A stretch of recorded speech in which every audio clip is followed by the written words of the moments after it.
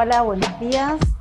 Bueno, quiero comenzar agradeciendo a la organización de Expo Real Estate México, al grupo SG y 4S, por haberme convocado a moderar este tremendo panel de líderes que lideran. Cada uno de ellos es presidente de la Asociación de Desarrolladores del país que representan y miembros de ADILATAM.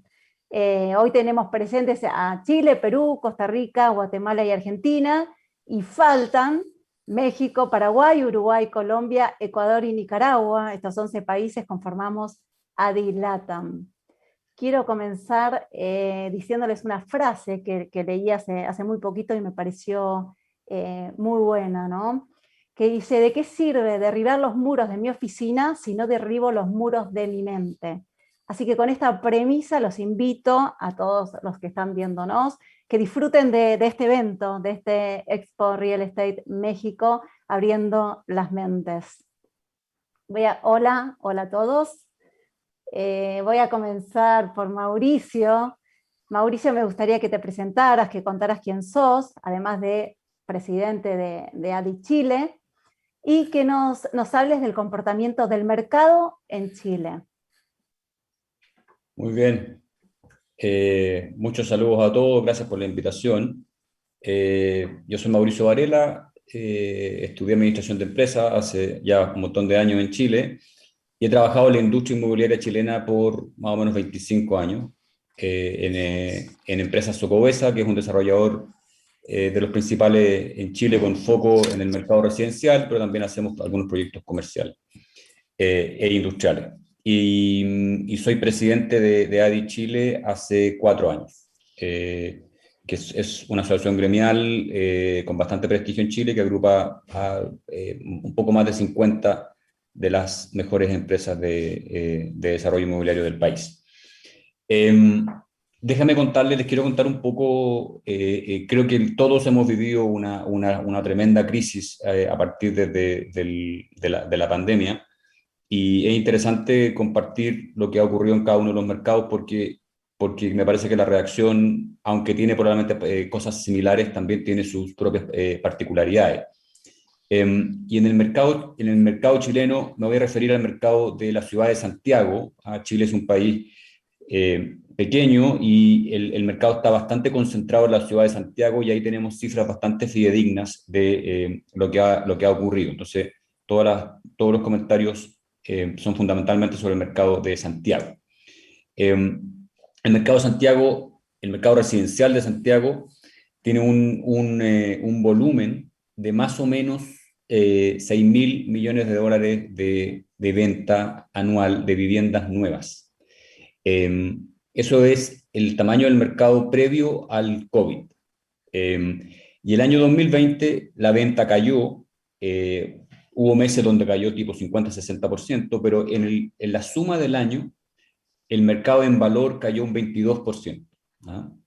Entonces fue una crisis bastante severa, pero hacia la última parte del año 2020 se empezó a notar un repunte, y lo interesante es que este repunte ha continuado durante el primer trimestre del 2021.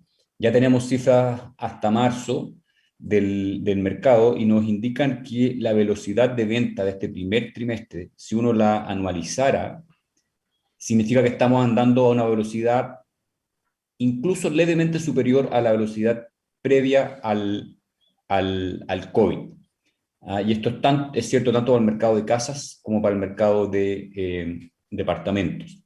Entonces, una de las cosas interesantes es analizar, bueno, ¿por qué? ¿Cómo un mercado que estaba todavía en condiciones muy complejas con la gente, con el COVID, con la gente muy asustada, cómo un mercado que cayó tan fuerte se pudo recuperar también tan rápido? Algunas de las cosas que fueron ocurriendo acá en Chile, se fue instalando la percepción de que más allá que el COVID es una tragedia, ¿no es verdad?, y que genera muchos inconvenientes, se fue instalando la percepción de que vamos a ser capaces de superar el COVID. Por otra parte, en los mercados financieros hemos gozado de una liquidez muy amplia. Ahí las autoridades financieras lo han hecho muy bien en Chile. Entonces hemos aprovechado este ambiente de liquidez mundial para también inundar el país con mucha liquidez, por lo tanto tasas muy bajas, ¿no? Lo que impactó tanto a las tasas de financiamiento de los desarrolladores, que nos hizo más llevadera la crisis, como a las tasas de financiamiento hipotecario de largo plazo, que también estuvieron a partir de la segunda mitad del año 20 bastante bajas, entonces eso también incentivó la compra. Y por otra parte, los precios de la vivienda en Santiago, ¿no? ¿Verdad? Que cuando estalla la crisis se instala la idea de que los precios podían bajar, obviamente producto de la crisis, ¿no? ¿Verdad? De la caída en las ventas, los precios fueron mostrando resistencia, los precios no cayeron, y por lo tanto eso le dio confianza a la gente para volver al mercado, ¿no? ¿Verdad? Pues todos sabemos que cuando hay una percepción que los precios van a caer, la gente se frena y no compra porque no quiere ser el último que compra, ¿no? ¿Verdad? A un precio más elevado, prefiere esperar. Pero entonces los precios resistieron y eso le dio confianza a la gente.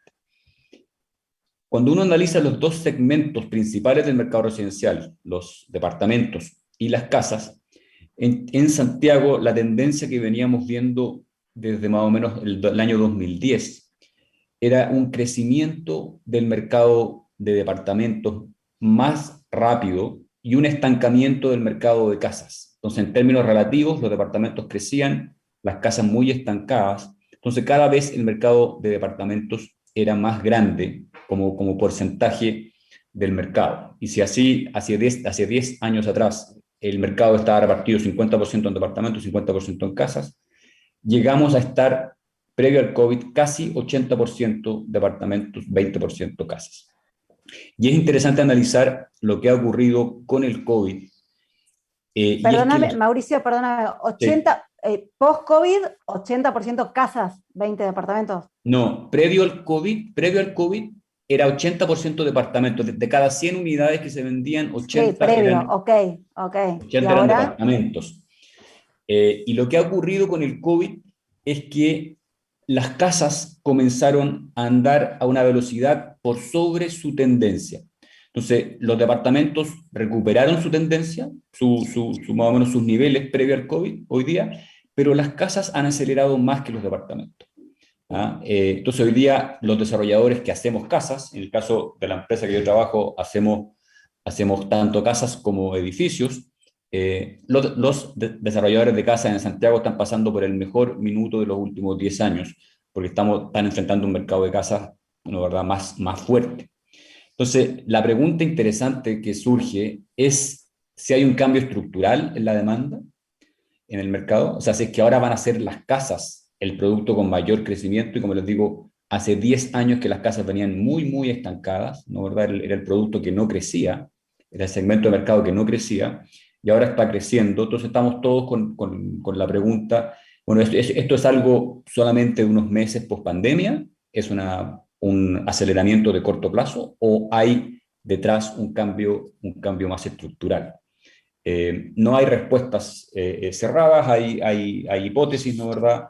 Hay ideas, y nos parece que al pasar los meses y probablemente hacia el próximo año veremos, ¿no, verdad?, qué tanta permanencia tiene este fenómeno de una mayor demanda por casas. En el corto plazo lo que ha ocurrido es que frente a esta mayor demanda, el mercado estaba con una oferta restringida, porque hace 10 años que el producto casas no tenía mucho crecimiento, entonces había una oferta más acotada, y ahora entonces la sensación es que hay falta de oferta, y eso mismo gatilla más demanda, ¿no, verdad? Eh, y en el otro segmento que es interesante de analizar y que están vinculados, obviamente, son distintos, pero están vinculados, es el mercado de oficinas. ¿Ah? Y hemos visto, bueno, obviamente un aumento de las vacancias en las oficinas clase A, ¿no, verdad? Clase A, entendiendo clase A como las oficinas de mayor estándar, que generalmente se ubican en los centros de negocios de las ciudades. Entonces hay una mayor vacancia en las oficinas clase A, hay muchos metros cuadrados que están en arriendo, que se están devolviendo, Ujú. y está empezando a aparecer una tesis entre los brokers más especializados de un mayor interés por desarrollar oficinas o por ocupar oficinas ya no en las zonas de negocio de las ciudades, sino que más cercano a las zonas residenciales. Claro. Con esta idea de que el teletrabajo, ¿no, verdad?, va a jugar un rol no va a ser 100% teletrabajo, Exacto. pero va a jugar un rol. Entonces también hay una pregunta interesante en el mercado de oficinas, si es que va a bajar estructuralmente la intensidad de uso de las oficinas clase A. ¿Y cuáles son las consecuencias de este fenómeno? O sea, si esto fuera así de manera más radical, ¿no? ¿Verdad? Alguna gente tiene esa posición. Bueno, hay un cambio en cómo se va a desarrollar las ciudades hacia adelante. Y esto también obviamente impacta el mercado residencial, porque si la gente va a trabajar o va a poder trabajar más cerca de su vivienda, bueno, entonces posiblemente se diversifica la posibilidad de ubicarse en la ciudad, porque uno se podría ubicar en distintas zonas en la medida que tengan, ¿no, verdad? Un lugar para ir a trabajar algunos días de la semana que le quede razonablemente cerca. Este concepto de la ciudad de los 15 minutos, ¿no, verdad? Exacto. Que empieza a aparecer. Oficinas satélites, ¿no? Cerca ya de Claro, Panamá y entonces, cerca de las viviendas de cada uno. Mauricio, interesantísimo lo que decís. Creo que varios países de Latinoamérica lo que te vamos a envidiar es lo de haber llenado de liquidez el país, ¿no? Eso, eso lo envidiamos. Voy a seguir ahora con el panel y después cualquier cosa, si nos queda tiempo, volvemos, que es súper interesante el mercado, la conducta que está teniendo el mercado de Chile. Antonio, me gustaría continuar con vos desde una nueva práctica que están realizando en Perú, desde ADI Perú. Primero, primero presentate y después sí, contanos bien de qué se trata esta defensoría del consumidor inmobiliario. Perfecto, Mali. Muchas gracias. Gracias también por la invitación. Un saludo a todos los que hoy día nos ven y nos escuchan.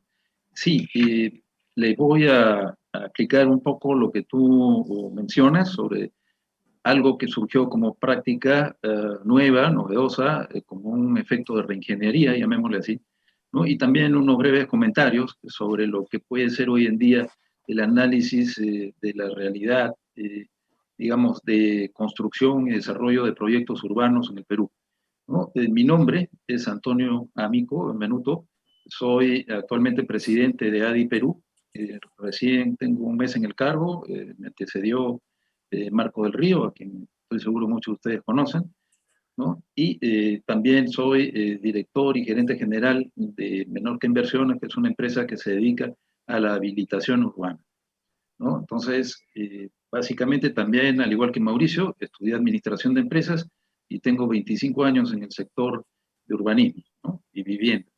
Entonces, básicamente les comento un poco, ¿no? Para que tengan una idea de qué ocurrió en Perú. En Perú, como a todos, nos pegó muy fuerte la pandemia, ¿no? El año 2020. Al comienzo era impredecible lo que iba a ocurrir, porque en nuestro negocio, habilitación urbana es hacer, digamos, acopio de grandes paños de terreno que pueden ir desde 40 hectáreas hasta 100 o 200 hectáreas y hacer un desarrollo horizontal, ¿no? Es decir, construcciones de viviendas unifamiliares, no tanto edificios, pero lo que hacemos nosotros propiamente es vender los lotes.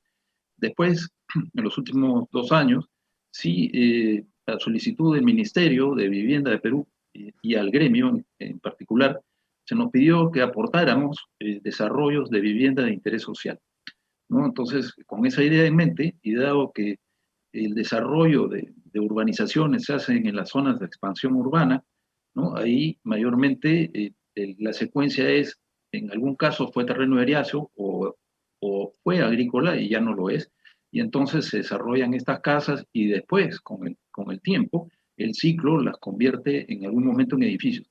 Pero no se puede inicialmente arrancar en esas zonas que fueron recientemente, digamos, agrícolas con edificios, porque la demanda no funciona en el Perú de esa manera.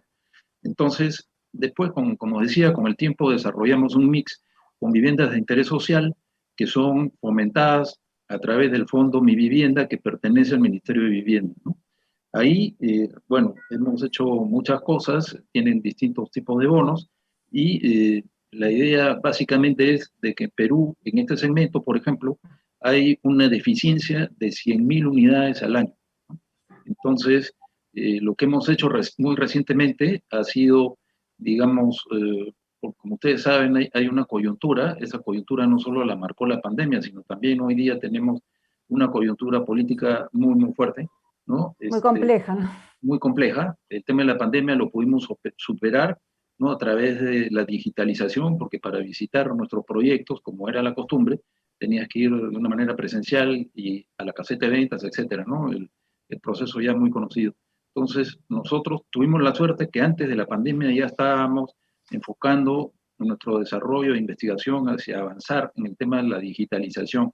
Entonces, nos fue bastante bien, pudimos recuperarnos y así como nosotros, estoy hablando ya como gremio, no nos afectó tanto y muy parecido a Chile en el segundo trimestre, ¿no? Ya pudimos empezar la recuperación, la cual sigue hasta ahora, porque vivienda siempre se necesita, tanto en el sector de vivienda de interés social, como por ejemplo en algún caso hicimos condominios, de casas de campo, también a una cierta distancia de la ciudad y también por un efecto pandemia, hay mucha demanda de este tipo de lotes, ¿no? Entonces, por ambos segmentos de mercado se pudo avanzar, ¿no? Entonces, eso fue un poco temas que requirieron reingeniería, resiliencia y poder, digamos, hacer algunos desarrollos con miras a estas viviendas sociales.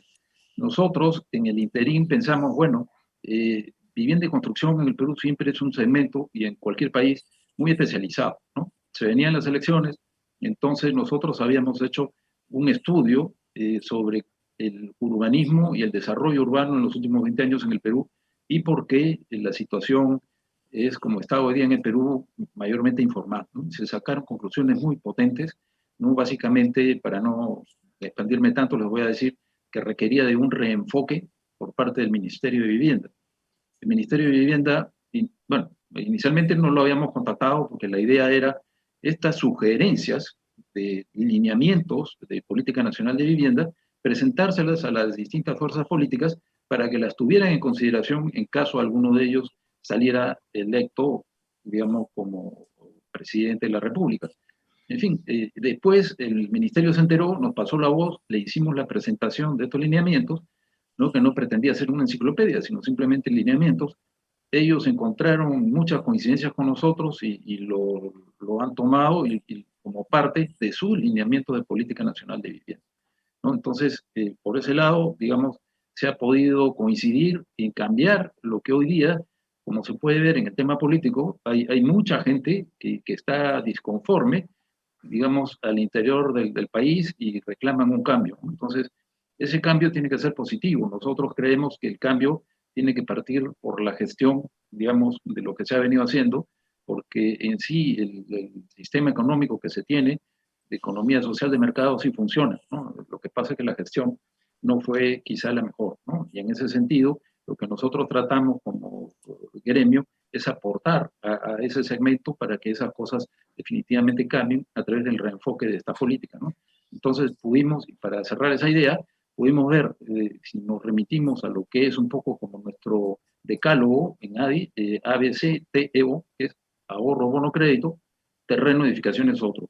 El ahorro existe, ¿no? Las personas pueden, se ha comprobado que hasta el segmento C y la parte alta del D pueden ahorrar una determinada cantidad. El bono lo pone el Estado a través del Fondo Mi Vivienda y faltaría una cobertura, un puente que se llama crédito.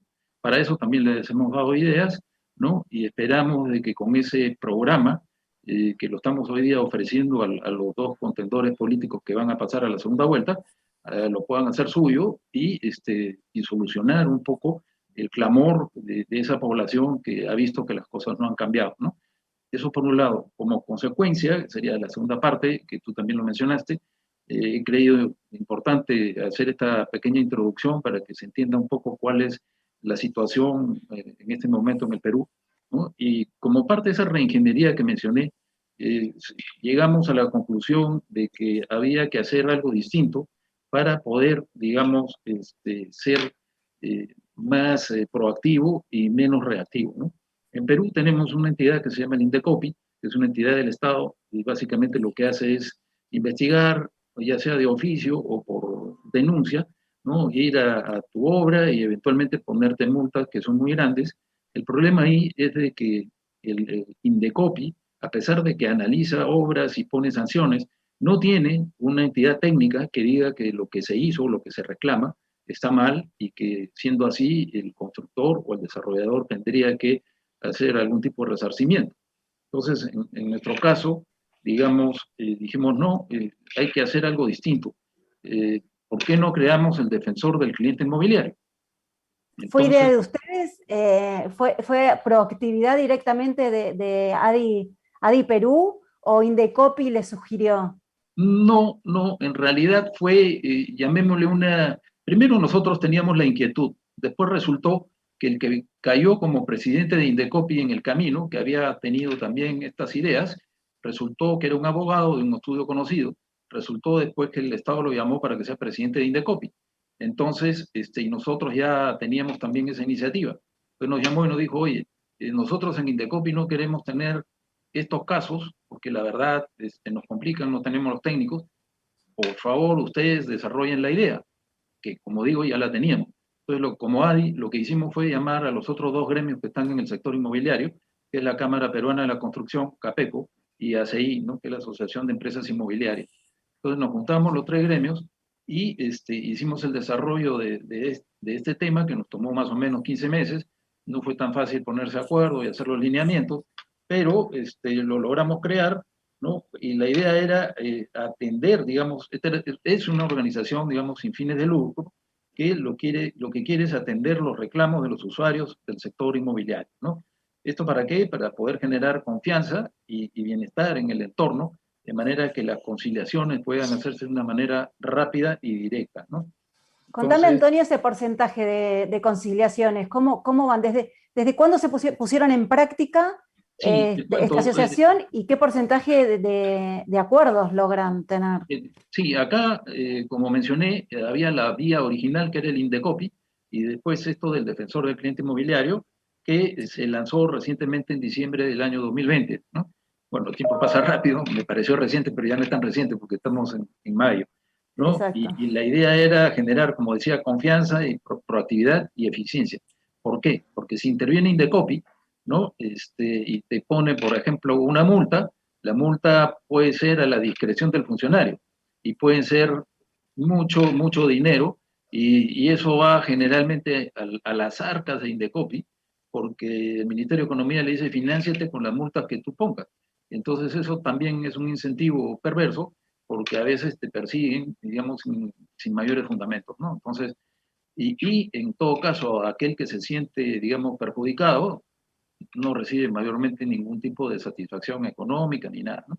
En este caso sí, en este caso es más rápido, es más directo, las partes se reúnen y entonces hay un comité específico con distintos técnicos, dependiendo de lo que sea el sector sanitario, eléctrico, etcétera, ¿no? Y eso es lo que hace que esto sea rápido. En el soporte operativo, para lo que es la atención de los reclamos de los consumidores, que pueda recibir la DSI. Esto lo realiza el Centro de Análisis y Resolución de Conflictos de la Pontificia Universidad Católica del Perú, que tiene bastante prestigio, y por ese lado lo que hacemos los tres gremios es la parte gerencial administrativa, nos los vamos turnando un año cada uno, ¿no? Entonces, con respecto a tu pregunta, bueno, es reciente, pero tenemos aproximadamente más del 70% de efectividad en la Ah, resolución muy de estos bien. conflictos. Sí, porque además también es importante el que, digamos, el árbitro, en este caso, ¿no? Sea alguien, una personalidad que esté debidamente reconocida y respetada, ¿no? Obviamente, las empresas integrantes de los gremios se comprometen a respetar la decisión o el laudo arbitral, ¿no? Y ellos se hacen cargo de los costos que pueda tener la sanción, etcétera, en cuyo caso, si se determina algún tipo de sanción económica o algún tipo de reparación técnica, eso se hace ahí directamente, ¿no? Y también es acotado, o sea, esa es una ventaja con respecto a la intervención de Indecopi, que puede ser cualquier número. En este Claro. caso, uno se pone de acuerdo, número uno, número dos es muy rápido y directo, número tres es eficiente, número cuatro, el cliente recibe directamente, digamos, el resarcimiento y no en Resarcimiento, Indecopi, claro. ¿no? Así Muy es. interesante. La verdad, bueno, te seguiría haciendo preguntas, pero tengo que continuar con el panel. Si hay tiempo, Antonio, vuelvo a Encantado, vos, ¿eh? encantado, Gracias. gracias. Rodolfo, paso a vos, por supuesto, presentate y contanos sobre el tema de la normativa ambiental en Costa Rica, tema que nos ocupa a todos, ¿no? Es en realidad un tema global.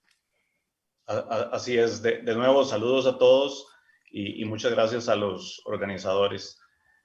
Mi nombre es Rodolfo Castro, yo represento al CODI, que es una asociación gremial de desarrolladores inmobiliarios que tiene un poco más de 20 años de existir y engloba alrededor de 20 de los desarrolladores inmobiliarios más importantes del país. Igualmente represento a la empresa Roca Development Group, que tiene un poco más de 25 años de desarrollar principalmente proyectos residenciales, tanto horizontales como verticales, y desde hace como 6, 7 años hemos incursionado en proyectos de hotelería y oficinas y comercio, pero nuestro fuerte sigue siendo lo residencial. Quería, entrando en materia, compartir una experiencia o un cambio que estamos viendo en cómo se genera en una sociedad o en un país los cambios que nos llevan hacia ese balance tan difícil entre el desarrollo y la sostenibilidad, ¿verdad? Que es el reto, como decía Mali, el reto global que tenemos hoy en día prácticamente en todos los países. Costa Rica, haciendo una breve reseña, en los últimos 50 años ha tenido avances importantes y ha tomado decisiones que nos ha llevado a tener una situación relativamente buena en cuanto al desempeño de sostenibilidad. Lógicamente, el negocio inmobiliario ha venido caminando en esa misma línea. Pero en los últimos años hemos visto que ese motor que ha sido principalmente la regulación, las leyes, reglamentos, está desgastado y no hemos logrado seguir avanzando al mismo ritmo, y más bien nos hemos enfrascado entre el sector privado, el sector productivo y los reguladores y los ambientalistas. Nos hemos enfrascado en discusiones que nos impiden seguir aprovechando oportunidades y caminando en la misma senda. Y entonces desde el mercado inmobiliario hemos visto una oportunidad bien interesante que quería compartirles. Y es que el mercado, la demanda y el consumidor, dado ese sesgo del país ambientalista, demanda muchísimo un producto inmobiliario sostenible. Y entonces inclusive por encima de la regulación. Entonces lo que estamos percibiendo es que así como en los últimos 50 años la regulación fue el motor del cambio y el motor de generar conciencia, percibimos un cambio importante para los próximos años, posiblemente los próximos 50 años, donde el motor no va a venir de los entes reguladores, ni siquiera de los ambientalistas, sino más bien del mercado. Y entonces hay un cambio muy interesante que posiblemente nos va a tocar unos años en entender, pero ya se están empezando a dar ejemplos bien interesantes de esto. Les quería compartir, lástima, tenía igualmente unas filminas para enseñarles fotografías, pero voy a tratar de hacerles el ejemplo porque es un ejemplo bien interesante. Uno de los retos que, aunque hemos logrado cosas buenas en Costa Rica, uno de los retos es que los avances no son homogéneos, no es todo el país y todas las diferentes retos de sostenibilidad en los cuales tenemos una nota buena. Tenemos áreas muy deficientes y sobre todo en las zonas urbanas. En el centro del país, donde se ubica San José, la capital, y la mayoría de la población, hay problemas muy importantes de contaminación en ríos. Las zonas en Costa Rica, en sus zonas centrales montañosas, la mayoría hay mucho río pequeño, no navegable, que no generan gran valor, y a través de los años esos ríos han ido perdiendo valor para la sociedad y por lo tanto son más una zona olvidada, zona de desechos, zona donde se vierten aguas residuales no tratadas, y hay un reto muy importante. Parte de esta condición la provoca la misma regulación, porque hay una ley de tal vez hace unos 30 años, la ley forestal, que indica que las zonas a ambos lados del cauce de los ríos es una zona protegida, donde prácticamente no se puede tocar. Esa es una zona que va mínimo 10 metros y puede llegar hasta 50 metros. Y entonces cuando se tiende a desarrollar en zonas aledañas, eso es una propiedad privada, pero no desarrollable. Y entonces un desarrollador que compra tierra históricamente aledaño a esas tierras ve eso como algo negativo, es algo que no le agrega valor y decimos acá, tiende a darle la espalda al río. Y entonces los ríos se convierten en zonas olvidadas, básicamente. Y entonces tenemos años de estar luchando cómo revertimos eso. El ambientalista defendiendo que esas zonas, con cierta razón, hay que protegerlas y hay que tratarlas de una forma diferente. Y los desarrolladores y el sector privado diciendo, bueno, pero eso nos está generando algo negativo. Y entonces un grupo no de desarrolladores, sino una ONG de urbanistas y abogados jóvenes creó un ejemplo de lo que esas zonas se podrían convertir. Con mucho esfuerzo hizo un proyecto de tomar los dos ríos más importantes que cruzan San José, que son los más contaminados, y tuvieron una visión de convertirlos en un activo para la ciudad, básicamente generando paseos peatonales y de bicicleta longitudinales que mejoran la movilidad, que hoy en día es uno de los retos importantes en San José y posiblemente en el mundo entero, ¿verdad? El movernos. Y entonces San José es relativamente pequeño. De este a oeste, la zona urbana son aproximadamente 10 kilómetros y estos dos ríos cruzan esos 10 kilómetros. Entonces pretenden generar alrededor de 20 kilómetros de paseos en bicicleta que conecten la ciudad y logrando una movilidad más eficiente. Y ¿esto es a futuro próximo inmediato o lo ves algo lejano? Apenas está empezando. Okay. Apenas se está empezando. La idea es crear esos 20 kilómetros y tiene ese efecto positivo en movilidad y un efecto muy positivo de generarle visibilidad al río. Y la teoría o la hipótesis es cuando el ciudadano tenga la oportunidad de ver el río, entonces va a cambiar ese ciclo negativo de ser zonas olvidadas. Por supuesto. Entonces, ojalá lo logren. El efecto importante para terminar es que ya hoy en día nosotros como desarrolladores, si históricamente veíamos esas tierras como algo negativo, hoy lo estamos empezando a ver como algo positivo. Y entonces genera una sinergia, un ganar-ganar en todo sentido. Y muy motivado porque vemos una demanda muy importante, ¿verdad? Y ya hay un par de proyectos inmobiliarios que están empezando a promocionar que ellos van a tener una parte de esos 20 kilómetros en su terreno y las ventas y la demanda de ese tipo de productos se ha disparado, ¿verdad? Entonces, es un ejemplo, como les decía, y de algo que hoy en día no se puede lograr porque la regulación no lo permite y estamos tratando de cambiar esa regulación, pero motivada por la demanda y por ejemplos ya reales. Entonces, esa es la experiencia que quería compartirles. Tiene que ver un poco, tal vez no con la actualidad, porque son temas de largo plazo, ¿verdad? Seguro los resultados de esto lo vamos a ver a 5 años, 10 años plazo, ¿verdad? Pero en algún momento había que empezar, ¿no?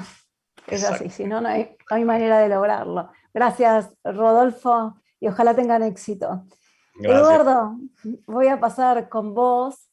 Vamos a ir a Guatemala. Contanos, después de presentarte, de qué forma Guatemala está transformándose, ¿no? Su resiliencia. Pues muchas gracias. Mi nombre es Eduardo Escobar, soy presidente de la ADIG, la Asociación de Desarrolladores Inmobiliarios de Guatemala, que tiene 10 años de tener vida aquí en Guatemala con los desarrolladores. Tenemos casi 40 asociados, de los cuales 20 y pico son desarrolladores, y la diferencia, pues, todas las empresas de servicios que gravitan alrededor del sector del desarrollo inmobiliario.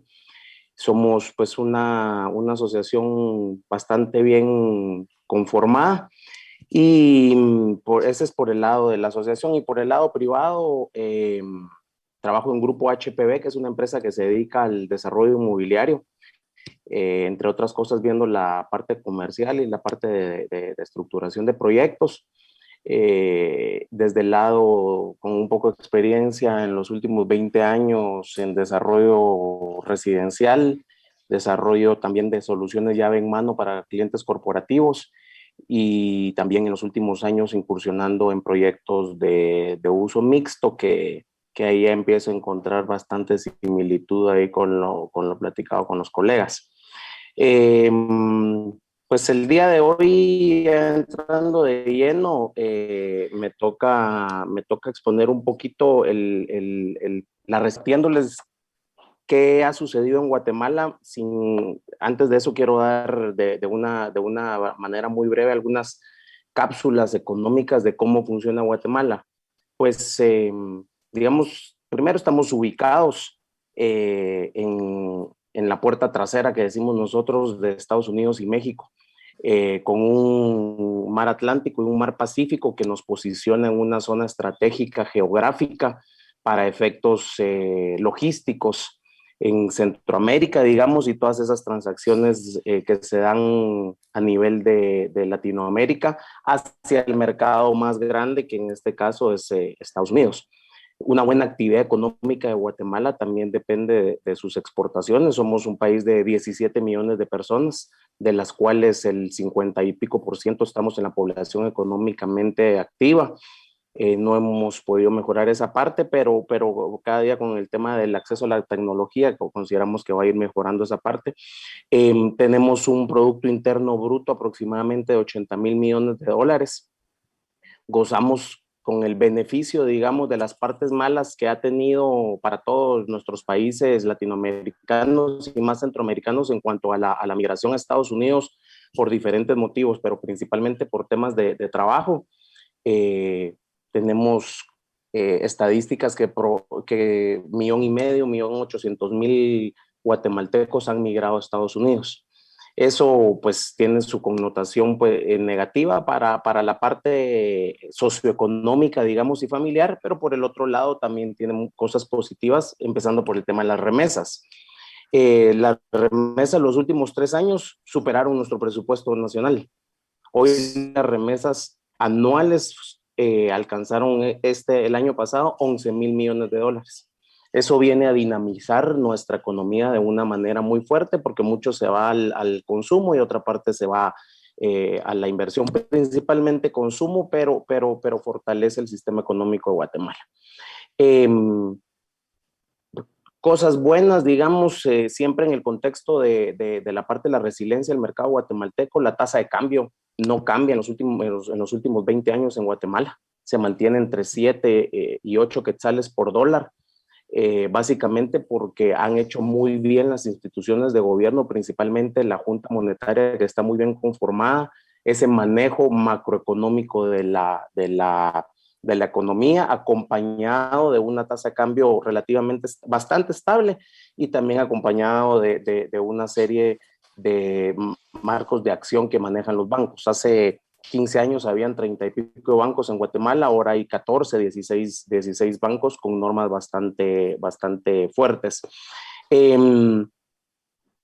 Hubo bastante apoyo del gobierno en el 2020, tanto para el área bancaria como para el consumidor final, en cuanto a que por toda la recomposición de las políticas bancarias fueron traducidas en beneficio de nosotros los consumidores, digamos, que teníamos o créditos corporativos o créditos individuales, con diferimientos de cuotas de capital de intereses.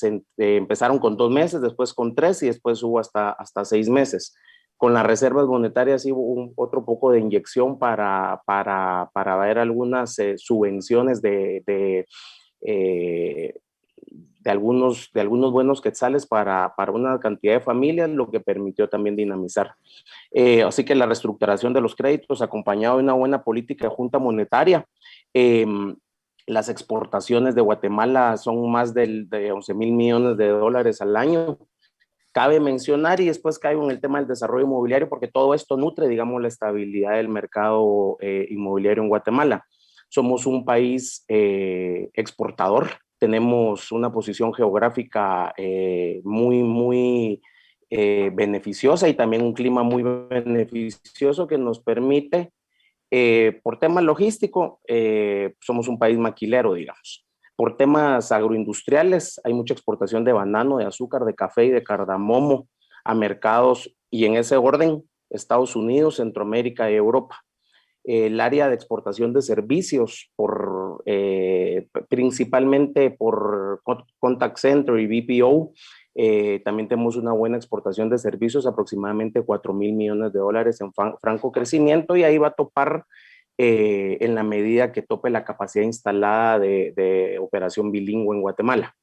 Pero eso nos trae lógicamente divisas e ingresos y nos estabiliza, lo que nos permite ser fuertes. Ahora, todo esto, si lo aunamos al sector construcción, yo diría que una buena parte obedece también a ese apoyo bancario que hubo, y la otra parte por toda esa conformación empresarial que existe, permitió que COVID, pues como a todos en el mundo, nos pegó muy fuerte, pero se recuperó también fuerte. Por ejemplo, el índice el índice de actividad económica en el 2020, antes de la pandemia era 4%, se vino para abajo en números negativos, y ahorita en marzo, abril está arribita del 5.8%. El índice de confianza del sector de construcción, sin duda, al igual que muchos, recién empezando COVID, llegó a menos 40%, pero una franca recuperación al finales del 2020, y estamos bastante bien.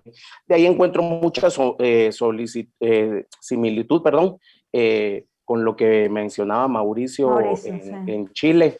Estamos inundados de liquidez, muy inundados. Pues tuve la oportunidad de hace algunos meses platicar con altas gerencias de algunos bancos. Se espera para Guatemala los próximos 10 años el boom inmobiliario, básicamente por el bono demográfico que viene en los próximos 10 años.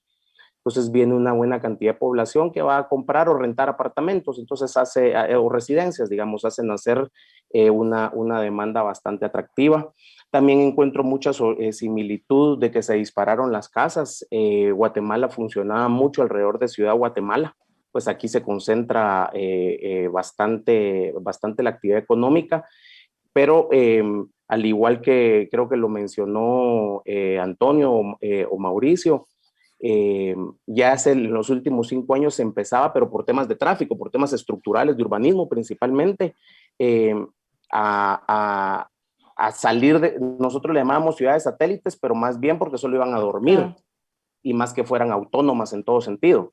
Entonces, tenemos un transporte público deficiente, que todo gravitaba alrededor de la ciudad. Entonces, esas 2-3 horas de tráfico que se vuela la gente para ir a trabajar a la ciudad, empezó hace algunos 3 o 4 años, pero más que por soluciones de tráfico, empezó por soluciones alrededor de la descentralización de las ciudades en proyectos de uso mixto, y donde solo faltaba un componente principal, si ya se tenía temas de servicio y de entretenimiento y todas esas cosas resueltas.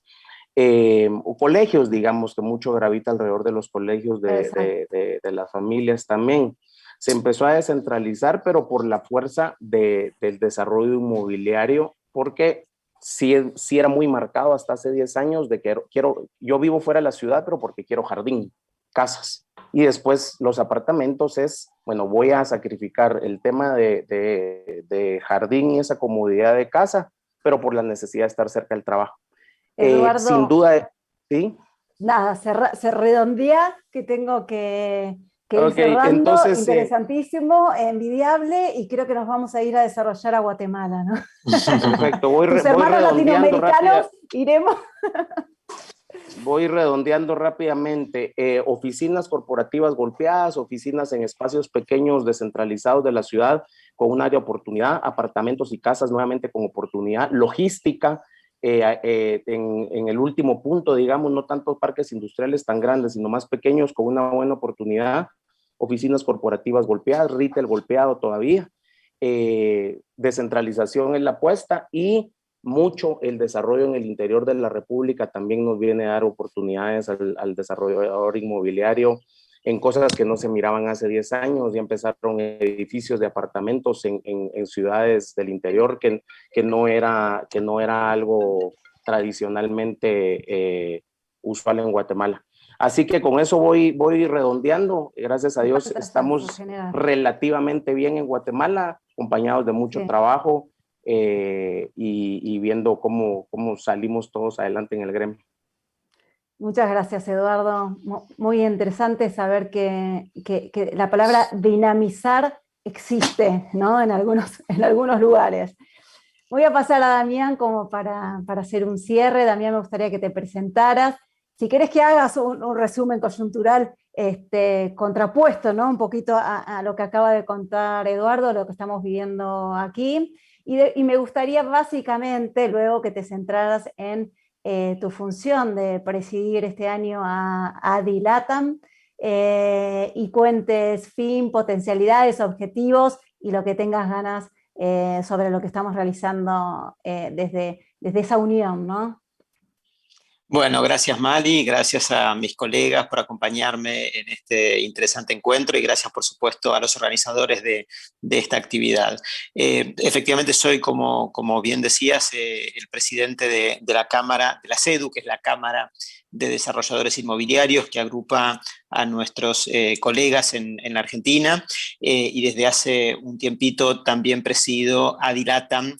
Adilatam es la institución que agrupa a las cámaras empresariales de desarrolladores inmobiliarios de los países de Latinoamérica que hasta el día de hoy se han ido adhiriendo, y tenemos la expectativa y también la voluntad de invitar a muchos otros a que vayan sumándose a esta red de contactos de países como se vio en este panel, digamos, tan diversos, con diferencias tan brutales y tan importantes, países en los que sobreabunda la liquidez, países en los cuales la estabilidad es un logro que ha venido probablemente para quedarse y ojalá así sea, y otros lugares u otros sitios donde prima la incertidumbre, quizás la inestabilidad y también problemas macroeconómicos serios. El caso nuestro, a diferencia de la Argentina, a diferencia de lo que recién escuchábamos de la sobreabundancia de liquidez, aquí lo que tenemos es una situación mucho más incierta, en la cual, por ejemplo, por dar un indicador importante que refleja el resto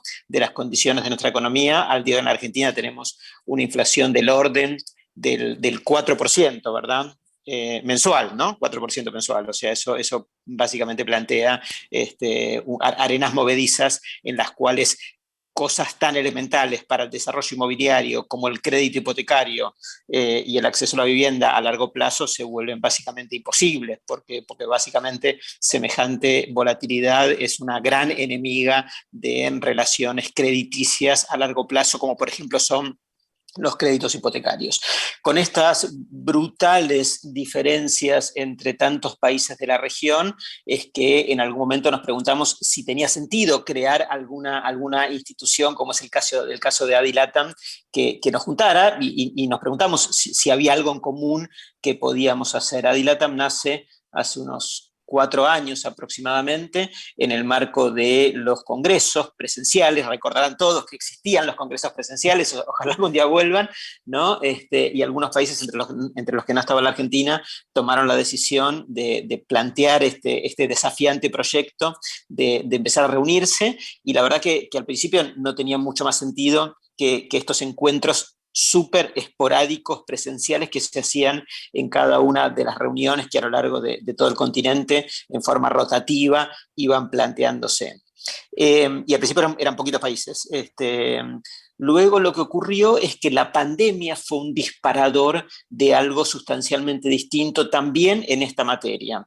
cuando empezó la pandemia hace un año atrás, cada uno de los países se encontró desnudo frente a una realidad muy angustiante, y desnudo en muchos aspectos, pero se planteaban preguntas muy importantes, como por ejemplo cómo interactuar con las regulaciones que los estados querían imponerle a cada uno de nuestros sectores, o cómo crear los protocolos para poder darle continuidad a las obras aún en plena pandemia, y por supuesto sin que todavía de la vacuna hubiera ni noticias.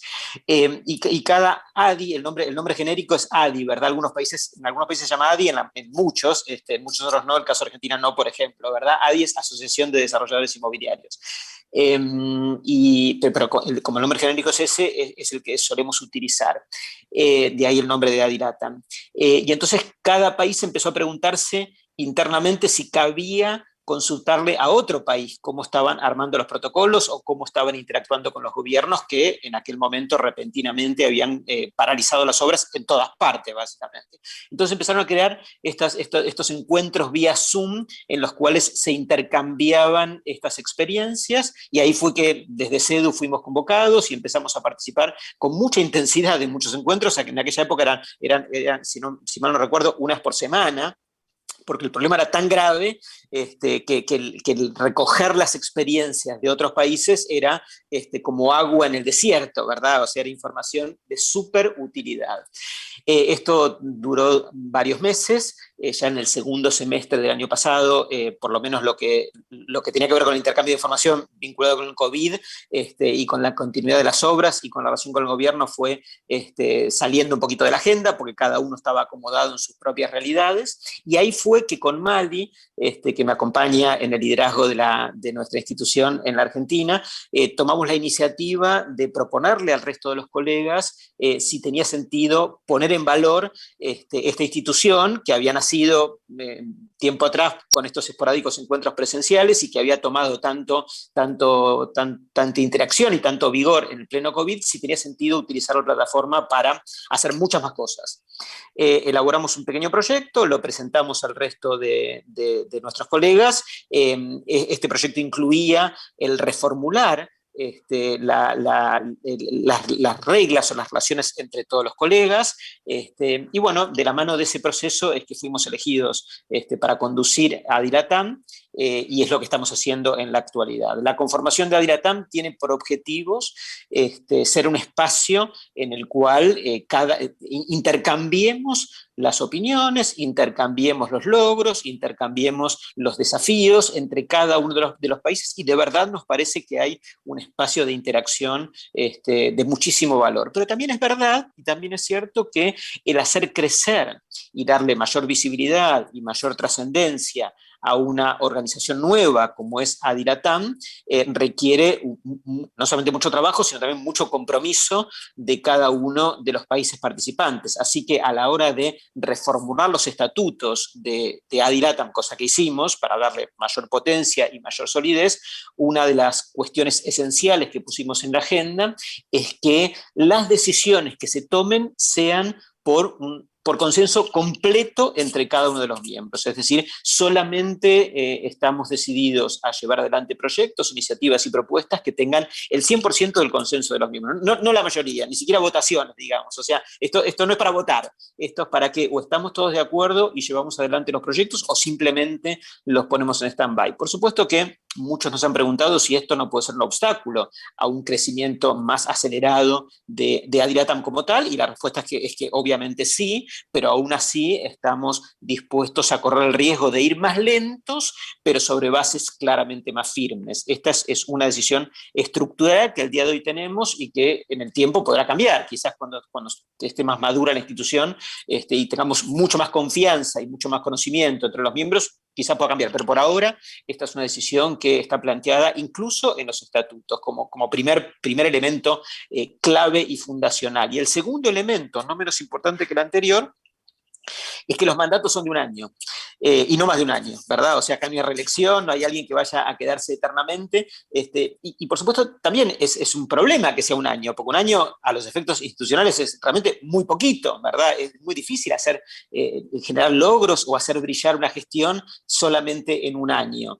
y estamos dispuestos a correr el riesgo entre todos que eso suceda, a riesgo efectivamente de no crecer más rápido o hacer proyectos más ambiciosos o de mayor trascendencia, porque queremos que la representatividad sea rotativa y que todo el mundo, más temprano que tarde, le llegue la responsabilidad de tener el liderazgo y que sea una institución que entre todos creamos o la sintamos como propia, ¿verdad? No liderado por uno, sino liderada por todos, y a cada uno una vez le toca la responsabilidad de liderarlo y llevarlo adelante.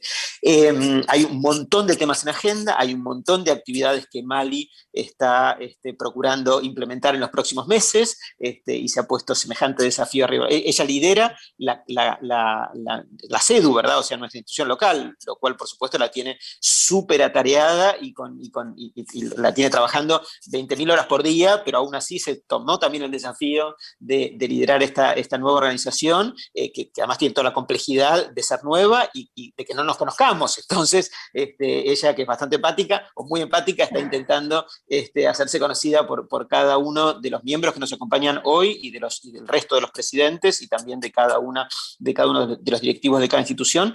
Me parece que definitivamente hay mucho para hacer como continente, como Latinoamérica, con nuestras tremendas divergencias, pero también con un montón de cosas que tenemos en común y que están a favor. Por ejemplo, el idioma, ¿verdad? O sea, no es poca cosa que podamos comunicarnos fácilmente en español y que podamos entender, con las dificultades que hay, lo que está pasando en otros países.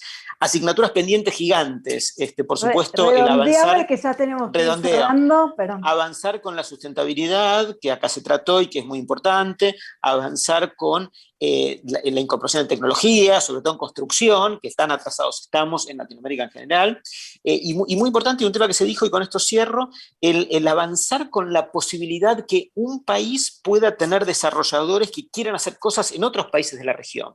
Y eso es algo que se hace, pero muy poquito, y me parece que es algo en lo que se podría trabajar mucho más, porque si bien es cierto que es una actividad muy local, también es verdad que no es imposible que un chileno haga cosas en Perú, cosa que sé que hacen, o que un argentino haga cosas en Paraguay o en Uruguay, cosa que también hacemos, pero la verdad que hay mucho más por hacer en esta materia, así que lo tomamos como un gran desafío, súper excitante, súper desafiante, valga la redundancia, y ojalá muchos otros países de Latinoamérica terminen de sumarse. Los otros días invitamos a los bolivianos, que todavía no tienen ni siquiera una cámara de empresarios desarrolladores locales, para que vengan como invitados, y los alentamos a que hagan su propia cámara. En fin, me parece que hay como una gigantesca tarea por hacer, y estamos asumiendo el desafío de llevarlo adelante. Así que eso es todo. Muchas gracias.